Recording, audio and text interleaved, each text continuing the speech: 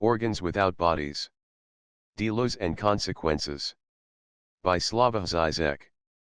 Hitchcock as anti-Plato. At this point, the probable reaction of the reader will be, of course, the opposition is simply the Platonic one, that between the limited view of us, mortals, and the view of the big other which sees everything. And, effectively, as early as the late 1950s, immediately after Vertigo's release, Eric Romer noted that the film is deeply immersed in the Platonic problematic. However, this link is a negative one. Vertigo is, in a sense, the ultimate anti-Platonic film, a systematic materialist undermining of the Platonic project, akin to what Deleuze does in the appendix to The Logic of Sense.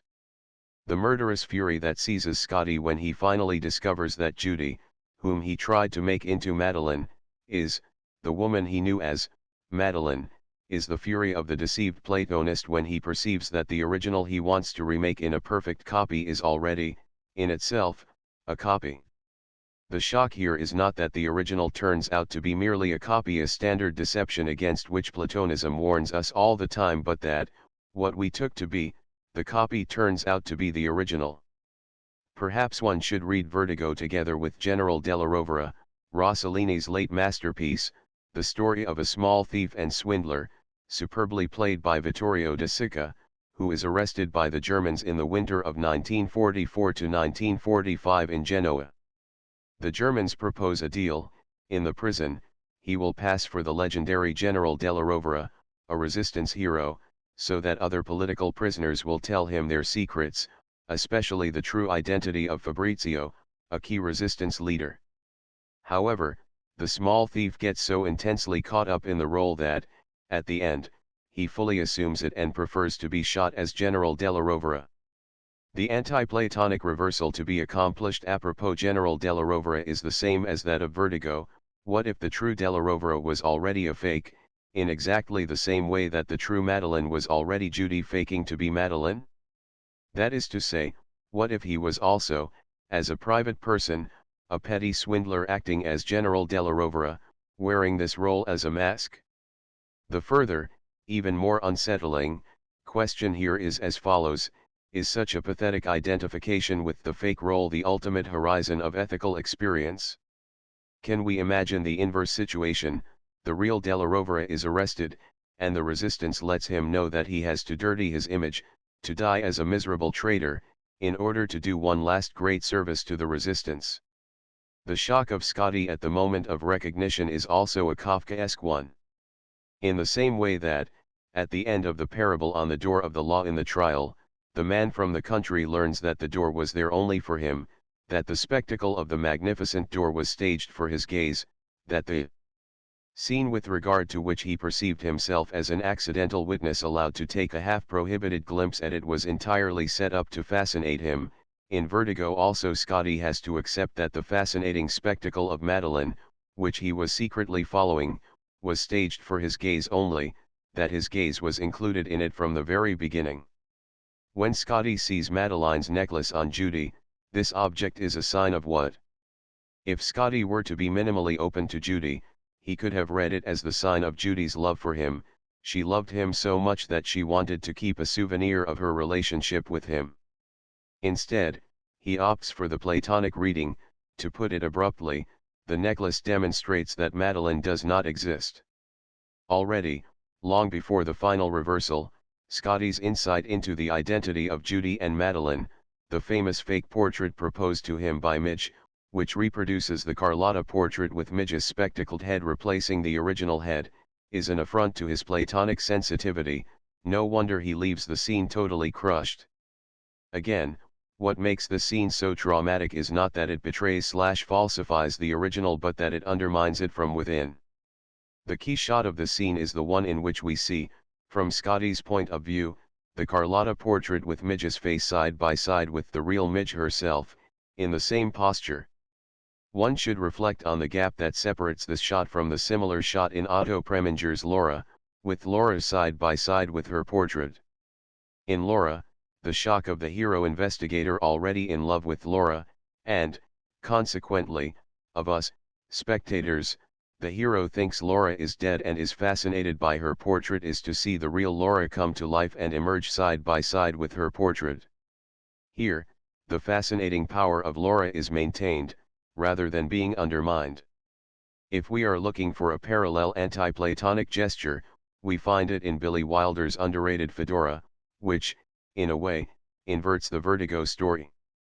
The film's final surprise is not that the person who looks like X effectively is X but, on the contrary, that X is not itself. The movie tells the story of an elderly Hollywood star who mysteriously retains the beauty of her youthful appearance.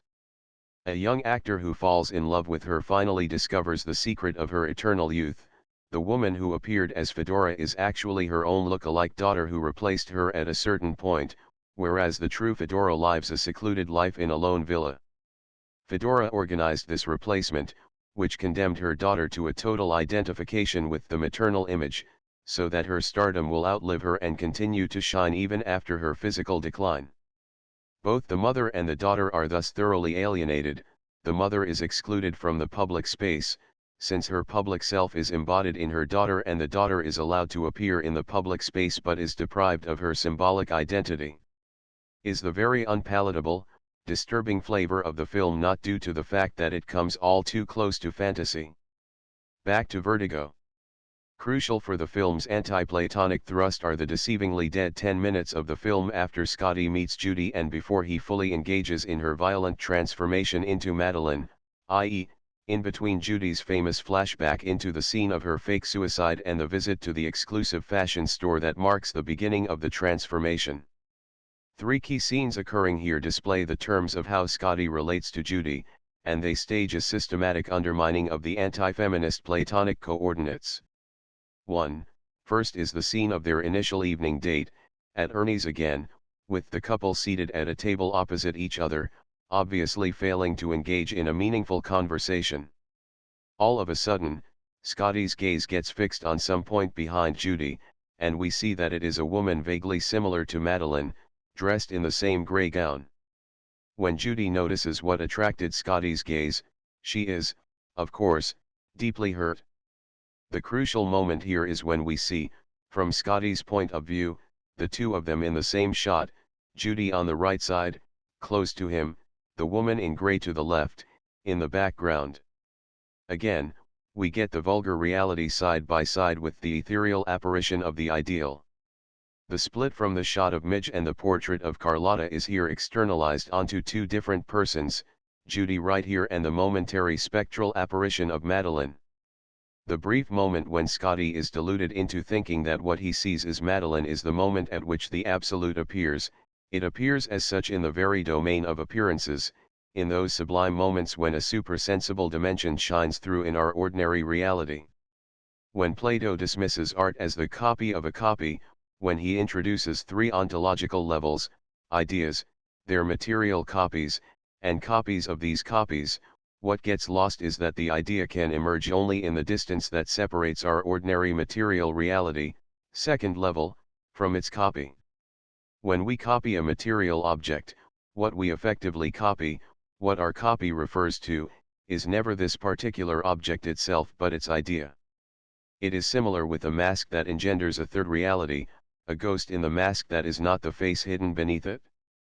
In this precise sense, the idea is the appearance as appearance. As Hegel and Lacan put it, the idea is something that appears when reality, the first level copy/imitation of the idea, is itself copied. It is that which is in the copy more than the original itself. No wonder that Plato reacted in such a panicky way against the threat of art. As Lacan pointed out in his Seminar 11, art, as the copy of a copy, does not compete with material objects as direct, first-level copies of the idea, rather, it competes with the supersensible idea itself. 2. Second is the evening scene in Judy's room in the Empire Hotel, where the couple returns after dinner at Ernie's. In this scene, the externalized split from the scene at Ernie's is, as it were, projected back into Judy. We see Judy's profile, which is completely dark, in contrast to Madeline's dazzling profile at Ernie's. From this shot, we pass to the front shot of her face, the left half completely dark and the right half in a weird green, from the neon light outside the room. Instead of reading this shot as simply designating Judy's inner conflict, her inner split, one should confer on it its full ontological ambiguity. As in some versions of Gnosticism, Judy is depicted here as a proto-entity, not yet ontologically constituted in full, a greenish plasm plus darkness. It is as if, to fully exist, her dark half waits to be filled in with the ethereal image of Madeleine. In other words, we get here literally the other side of the magnificent profile shot of Madeleine at Ernest, its negative, the previously unseen dark half of Madeleine, the green anguished face of Judy, plus the dark half to be filled in by Madeleine's dazzling profile. And, at this very point at which Judy is reduced to less than object, to a formless pre-ontological stain, she is subjectivized. This anguished half-face, totally unsure of itself, designates the birth of the subject. Recall the proverbial imaginary resolution of Zeno's paradox of infinite divisibility. If we continue the division long enough, we will finally stumble on a point at which a part will no longer be divided into smaller parts but into a smaller part, and nothing. This nothing is the subject. And is this, exactly, not the division of Judy in the above-mentioned shot? We see half of her face while the other half is a dark void. 3. Finally is the scene in a dancing bar, which perfectly renders Scotty's disgust at Judy's body, at her physical proximity, in contrast to the ethereal presence of Madeleine. While the couple is dancing, it is painfully obvious that Judy wants close contact with Scotty, whereas Scotty finds her bodily proximity repellent. How, then, do love and sexual jouissance relate? Although sexual jouissance is inherently masturbatory and idiotic, isolating me the core of my subjectivity from my partner, reducing the partner to an instrument of my jouissance, it does not hold that, for this reason, I must renounce sexual jouissance to assert my love for the other. On the contrary, it is precisely such a renunciation that is, as a rule, a fake, a stratagem masking some unacknowledged jouissance. There is nothing more elementary than the jouissance provided by renouncing pleasures in sacrificing oneself for the other. For that reason, perhaps the ultimate proof of love for the other is that I am ready to share with the other the very heart of my masturbatory idiotic jouissance. Within this phallic masturbatory domain, the ironic quip of Karl Kraus, quoted by Freud, thus fully hits the mark: coitus ist nur ein ungenügend Surrogat für die Onanie. Coitus is only an insufficient substitute for masturbation. Scotty does not really want to make love to Judy Madeleine, he literally wants to masturbate with the aid of her real body. And this phallic dimension also enables us to defy any, in a precise way, sexual possession. Its ultimate formula is not the exploitation of the partner as a sexual object but the renunciation of such use, the attitude of I do not want anything from you, no sexual favors. On condition that you also do not have any sex with others. This refusal to share sexual jouissance is absolute possession. Do these three scenes not form a kind of Hegelian syllogism, with the first premise, Scotty is looking for Madeleine in Judy, the second premise, Judy herself is reduced to a proto-entity, an incomplete, formless slime, a kind of Platonic kura, a pure receptacle for the sublime idea of Madeleine, and the inevitable conclusion, Judy, in her bodily presence, can only be an object of disgust for Scotty? Why, then, is Scotty's search for the mysterious truth about the beloved woman a fake? Apropos Antonioni's identification of a woman, Alain Badiou asked a simple, but crucial and difficult, question: how is the identification of a woman in love possible? His answer is neither through her body. Such a pornographic identification can end up only in the obscure indistinction of fornicating, nor through deep psychological knowledge of her persona, which ends up in obscurantism. From this perspective, woman appears as a mystery. However, the mistake is to conceive of identification in love as epistemological, as an affair of knowledge, and, as we all know, the biblical term for fornication is carnal knowledge. Identification is a fact of decision, it relies on an abyssal decision to love a woman, a decision that cannot be grounded in her positive properties. The moment we formulate identification as knowing, the woman withdraws herself, appearing as mystery. The relationship is thus the opposite to what the standard male obscurantism claims. It is not that we cannot identify a woman because she is unknowable, an impenetrable mystery, but, on the contrary, the moment the male subject withdraws from the act of decision and adopts the stance of knowing, the woman emerges as a mystery. Is this not a kind of inversion of Otto Weininger? Woman as mystery is just an objectivization of the male ethical withdrawal, indecision. Vertigo is a movie in 3 parts, plus a prologue, each part lasting almost 40 minutes, and with the closure marked by the suicidal jump of the heroine, first into San Francisco Bay, then twice from the tower at the Juan Bautista Mission. While each part focuses on the figure of Judy Madeleine, it obeys an economy of its own. In each of them, Judy Madeleine occupies a specific place. In Part 1, she is phi, an imaginary presence at the side of the real. In Part 2, she is a, the signifier of the barred other, i.e., the signifier of a certain mystery. In Part 3, she is a, the excremental abject remainder. All of these 3 figures are, of course, forms of defense against the central abyss threatening to swallow Scotty. Vertigo makes it clear that the phobia of heights is actually the phobia of depths. It is the abyss, like Das Ding, that is calling.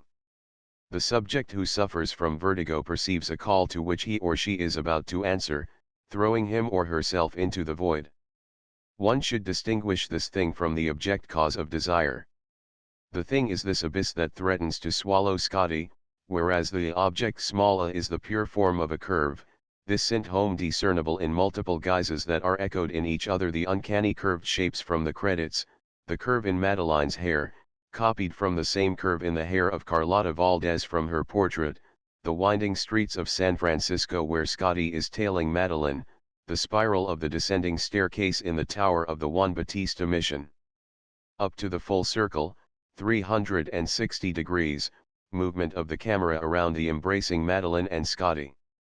This is why Vertigo is not simply the movie about a contemporary case of courtly love, but the movie that renders palpable the deadlock of courtly love, the terrible price that both partners have to pay for it. When, in his Seminar 7 on the Ethics of Psychoanalysis, Lacan argues that, in courtly love poetry, the lady is reduced to a void, that the predicates attributed to her, beauty, wisdom, etc., are not to be read as actual descriptions, so that it appears as if all poets are addressing the same empty abstraction.